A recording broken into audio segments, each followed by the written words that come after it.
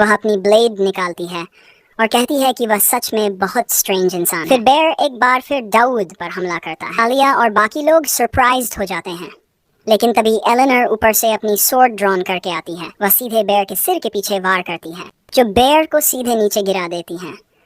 Bear जमीन से टकराते ही खून उगलने लगता है। अब भी गुर आ रहा है और एलेनर की तरफ मुड़कर तेजी से चार्ज करता है। देखता है कि एलेनर हमला करने की तैयारी कर रही है।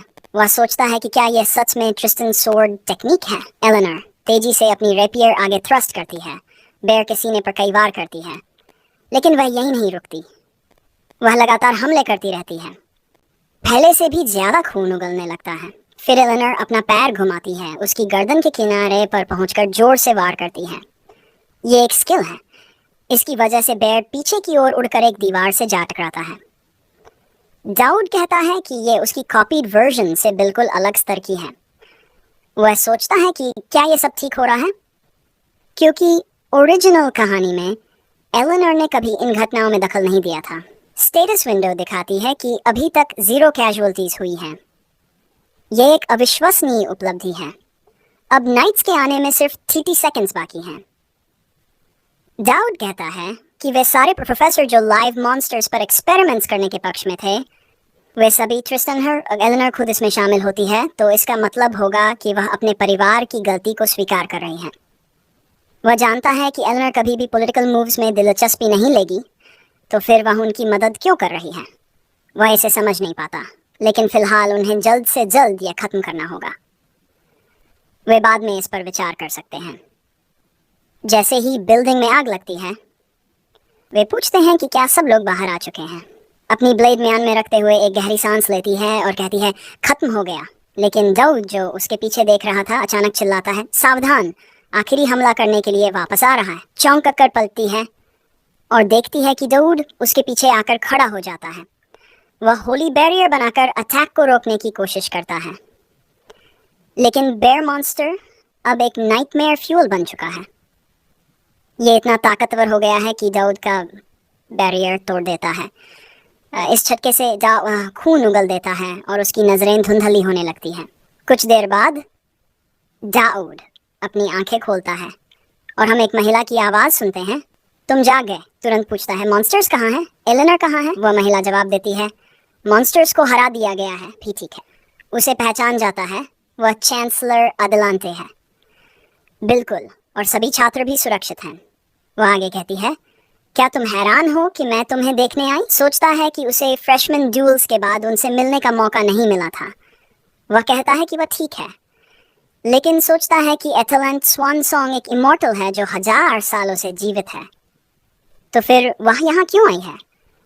क्या ये इसलिए है क्योंकि उसने एंजल्स ब्लेसिंग का इस्तेमाल किया था? फिर वह कहती है, मुझे एक बुरी खबर देनी है। फिर तुरंत जोड़ती है, बल्कि इससे भी ज्यादा बुरी खबर है। तुम कौन सी पहले सुनना चाहोगे? कहता है, पहले बुरी खबर बताओ।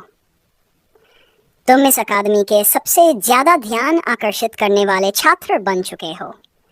इतिहास में कभी कोई छात्र ऐसा नहीं रहा जो हर दुर्घटना और घटना में फंसा हो। मेरे अनुभव के हिसाब से तुम्हारी बैड लक जारी रहेगी और तुम आने वाली अनहोनी घटनाओं में और फंसते रहोगे। वह कहती है कि दूसरी बुरी खबर थोड़ी अलग है। फिर पूछती है, आखिर तुम डीमन के बारे में कितना जानते हो? दाऊद का रिएक्शन देखकर वह मुस्कुराती है, क्योंकि एकेडमी प्रेसिडेंट ने इतनी गंभीर बात छेड़ दी। फिर भी दाऊद जरा भी चिंतित नहीं लग रहा। दाऊद सोचता है कि अगर उसने सच बता दिया तो वह नहीं जानता कि अलांते क्या साजिश रच सकती है। वह पूछती है, तुम शिमिंग से क्या मतलब निकाल रहे हो?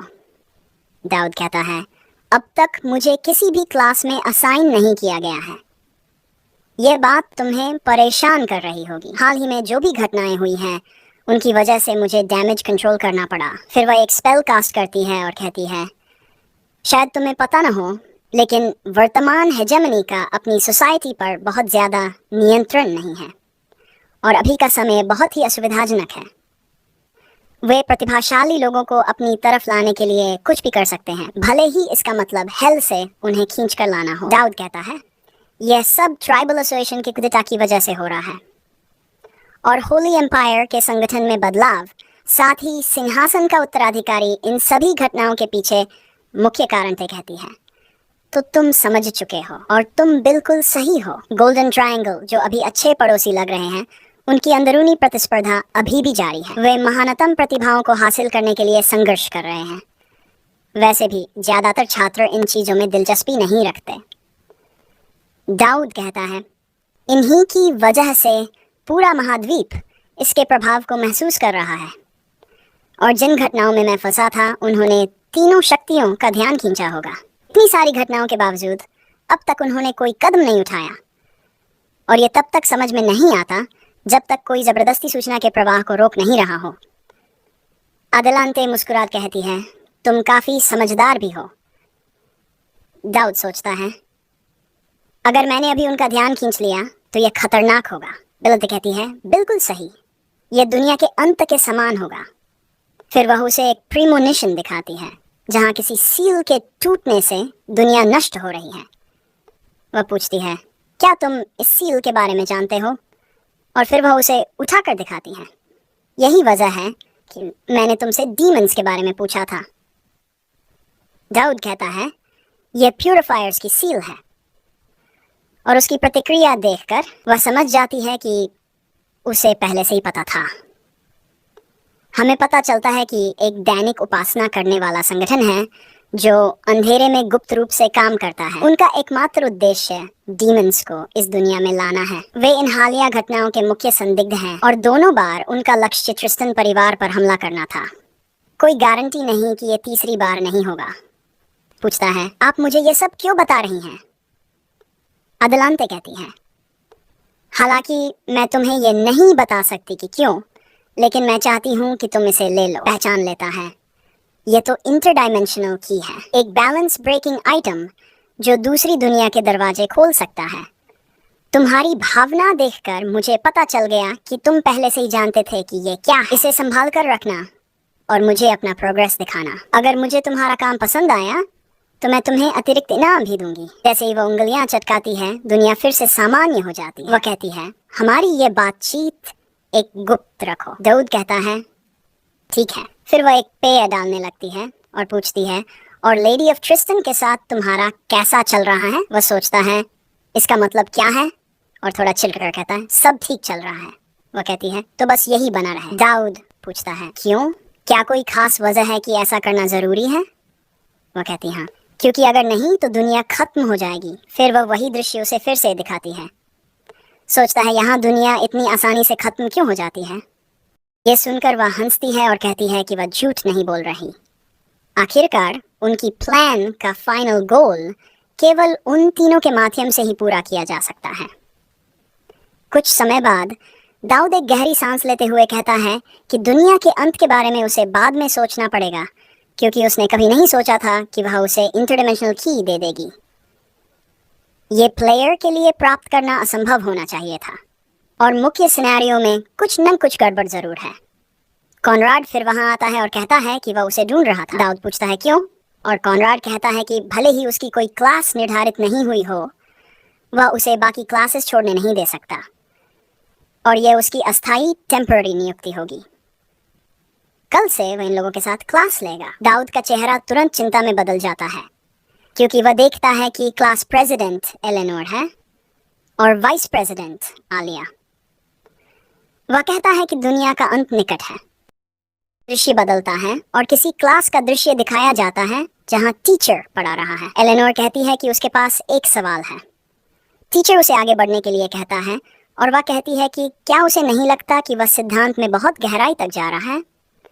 वह ये नहीं मानती कि इस तरह की इंफॉर्मेशन युद्ध में उपयोगी होगी। टीचर उलझन में पड़ जाता है, और वह आगे कहती है कि बैटल में एक कुशल योद्धा को भी एक दूरी से मारे जाने वाले वेपन से हराया जा सकता है। टीचर सहमत होते हुए कहता है कि यह सच है। एलेनोर कहती है कि जब तक वह तलवार के साथ चरम स्तर तक अभ्यास करने की योजना नहीं बना, तब तक उसे आर्चरी या थ्रोइंग नाइव्स सीखनी ही चाहिए, क्योंकि ये वे टेक्निक्स हैं जो उसकी क्षमताओं को पूरा करती हैं। आलिया कहती है कि वह सोच रही है क्योंकि उसे लगता है कि प्रोफेसर सही कह रहे हैं, क्योंकि जब तक कोई अपने आसपास के माहौल का उपयोग कर सकता है, एक सोर्ड्समैन आसानी से एक तीर या पत्थर से बच सकता है। अगर प्रतिद्वंद्वी पास आता है तो ये संभव नहीं है कि वे निहत्थे लड़ेंगे। एलेनोर पूछती है कि अगर थेरेन मदद नहीं करता तो वह रेंज डिफरेंस को कैसे पार करने वाली है। वह कहती है कि यही कारण है कि वे क्लोज क्वार्टर कम्बैट पर एक लेक्चर सुन रहे हैं। एलेनोर कहती है कि निश्चित रूप से उसे पहले से ही थियोरी और वास्तविकता के बीच के अंतर का पता होगा। आलिया कहती है कि लेक्चर प्रोफेसर के ऊपर है, अगर उसे जबरदस्ती यहाँ रहना पड़ रहा है तो उसे बस चुप रहना चाहिए। एलेनोर पूछती है कि उसका मतलब फोर्स्ड से क्या है, और एक स्टूडेंट प्रेसिडेंट के रूप में यह जरूरी है कि वह इस बात से अवगत हो कि उसके साथीन्स को कैसी शिक्षा मिल रही है। आलिया कहती है कि उसे प्रोफेसर की बात काटनी बंद कर देनी चाहिए और पूछती है कि वह बार बार बीच में क्यों आ रही है। टीचर कहते हैं कि वह आज की क्लास यहीं खत्म करने वाले हैं।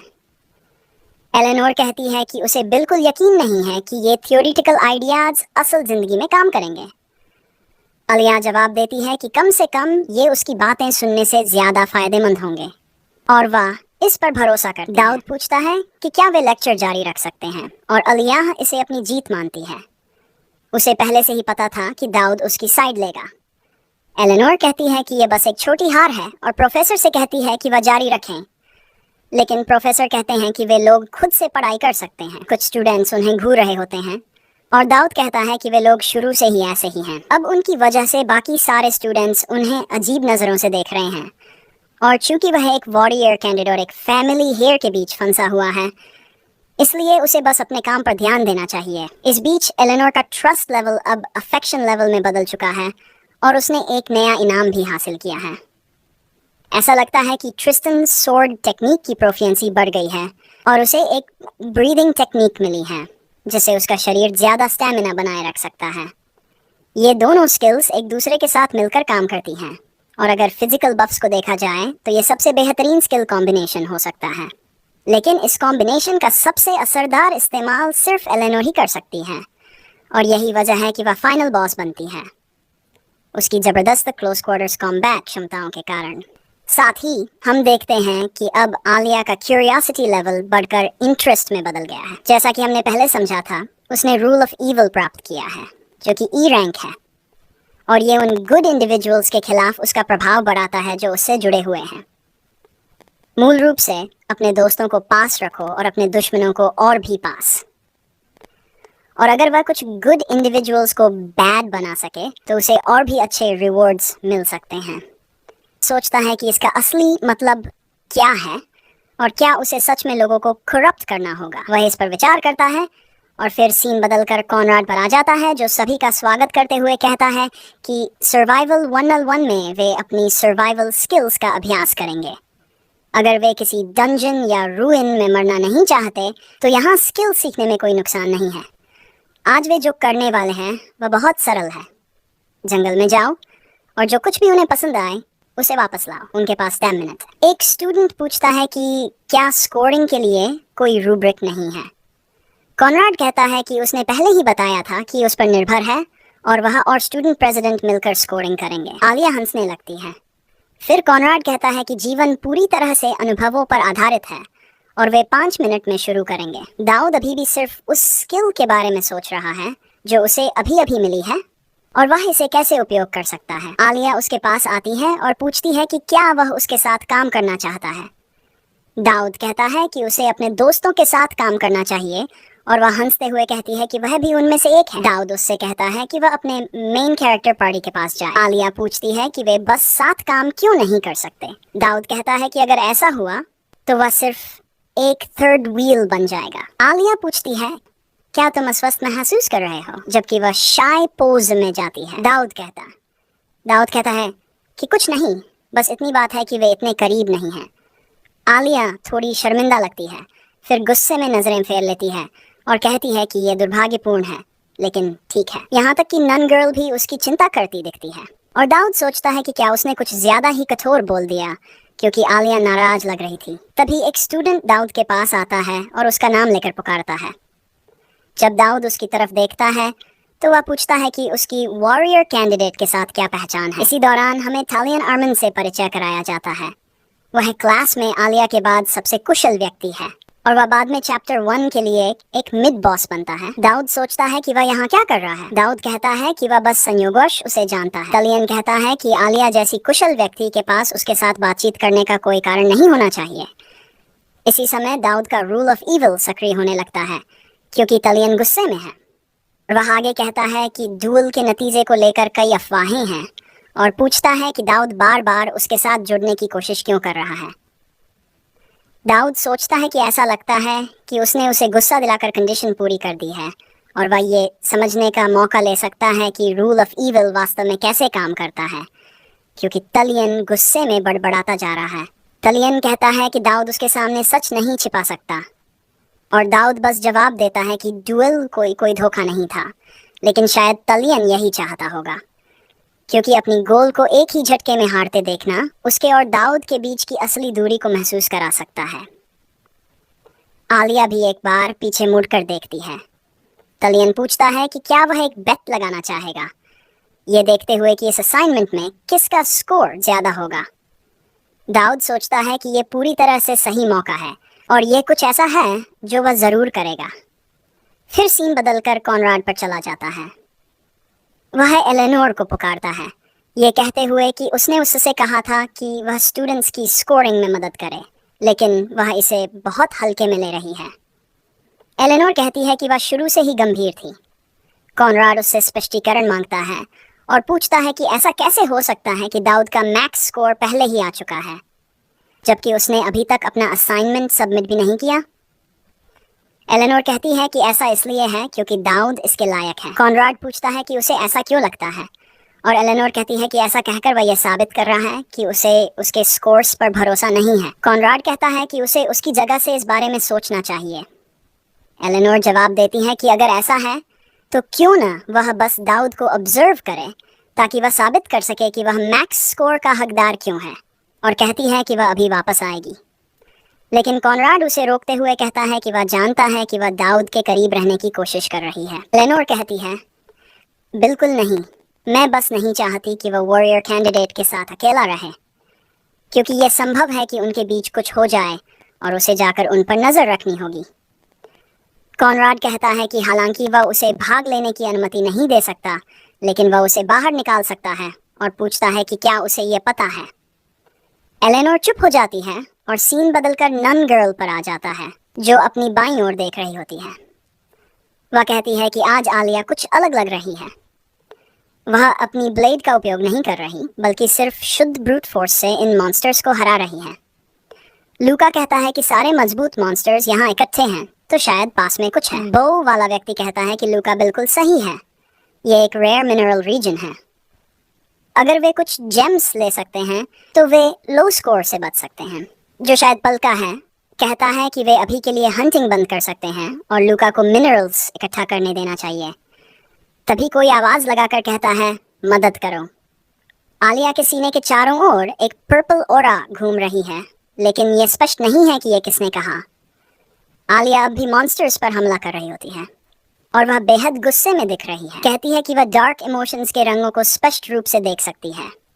भले ही ये बाहर से न दिखे, लेकिन वह समझ सकती है कि आलिया बहुत नाराज है। इसलिए वह उसे पुकारती है और पूछती है कि क्या उसके साथ हाल ही में कुछ हुआ है।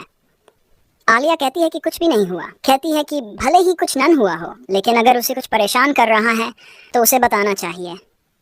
आलिया फिर से कहती है कि कुछ भी नहीं हुआ, लेकिन नन गर्ल समझ जाती है कि उसकी भावनाएं उस पर हावी हो सकती हैं और कहती है कि वह साफ देख सकती है कि कुछ तो उसे परेशान कर रहा है। आलिया बस ये जानना चाहती थी कि क्या चल रहा है। वह एक गहरी सांस लेती है और फिर जमीन पर बैठ जाती है, ये पूछते हुए कि क्या ये इतना जाहिर था। वह कहती है कि वह कभी भी त्रिशा से झूठ नहीं बोल सकती। अब हमें त्रिशा से परिचय कराया जाता है।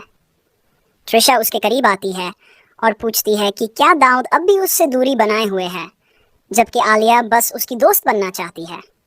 आलिया कहती है, हाँ, वे हाल ही में बहुत कुछ झेल चुके हैं, लेकिन उसे नहीं लगा कि उनके बीच ऐसी दूरी बनाना जरूरी था। त्रिशा कहती है कि शायद यह दाऊद की असली मंशा नहीं है। तुम्हारा क्या मतलब है? कहती है कि वह एक छोटे और गरीब फैमिली से आने वाला लड़का है। अगर वॉरियर कैंडिडेट होते हुए वह उसके साथ ज्यादा देखी गई तो निश्चित रूप से कई लोग उसकी चिंता करेंगे। आलिया पूछती है, तुम सच में कह रही हो कि वह मेरी मदद करने की कोशिश कर रहा है? कहती है, हाँ। हो सकता है कि वह इस बात को लेकर चिंतित हो कि वह अनावश्यक गलतफहमियां पैदा कर रहा है। हालांकि वह अपनी रेप्यूटेशन बनाने तक दूरी बनाए रखेगा, लेकिन वह पक्का उसे एक अच्छी दोस्त मानता है। आलिया इस पर सोचने लगती है और पूछती है, क्या तुम सच में ऐसा सोचती हो? सीन फिर से दाऊद पर चला जाता है जो बुरी तरह हाँफ रहा है। दिखाती है कि तलियन का गुस्सा अपनी मैक्सिमम लिमिट्स तक पहुंच चुका है। उसे लास्टिंग शेम दी गई है और उसकी नकारात्मक इन्फ्लुएंस अब स्थायी हो रही है। दाऊद ने role of evil activation reward एक ही कमांड में प्राप्त कर लिया है। तलियन पूरी तरह गुस्से में है। वह अपने स्पीयर के साथ दाऊद पर झपट रहा है और कहता है कि वह उसे स्क्यूअर बना देगा। स्पीयर उसकी सिर के पास से तेजी से गुजर जाती है। फिर वह लगातार आगे वार करता रहता है, लेकिन दाऊद उसकी रेंज से बाहर निकल जाता है। तलियन का गुस्सा बढ़ता ही जा रहा है और वह चिढ़कर कहता है कि वह एक आदमी की तरह क्यों नहीं लड़ रहा। वह ये भी पूछता है कि जब वह मॉन्स्टर्स को सबसे ज्यादा नुकसान पहुंचा रहा है तो दाऊद हमेशा आखिरी वार करके उन्हें खत्म क्यों कर रहा है। दाऊद तब उससे कहता है कि वह रुक जाए, और जाहिर है तलियन रुक जाता है। फिर दाऊद उसे पुकारते हुए कहता है कि अगर ऐसा ही है तो वे रिवॉर्ड्स को आधा आधा बांट सकते हैं। यह सुनकर तलियन और ज्यादा गुस्से में आ जाता है और उनके बगल का पेड़ धमाके से फट जाता है। दाऊद वहां से तेजी से भागता है। तलियन अपना स्पीयर उठाता है, उसे पूरी ताकत से फेंकने के लिए तैयार होता है और कहता है, मीली क्लेयर। भाई तो एन्चेंटमेंट टेबल की भाषा बोल रहा है। स्पीयर तेजी से आगे बढ़ता है, लेकिन फिर हम देखते हैं कि स्पीयर बीच से दो टुकड़ों में कट जाता है। तलियन और दाऊद दोनों हैरान रह जाते हैं। आलिया हवा में छलांग लगाकर वार करती है। वही थी जिसने स्पीयर को आधा काटा था। वह तलियन से कहती है कि वह उसके दोस्त से दूर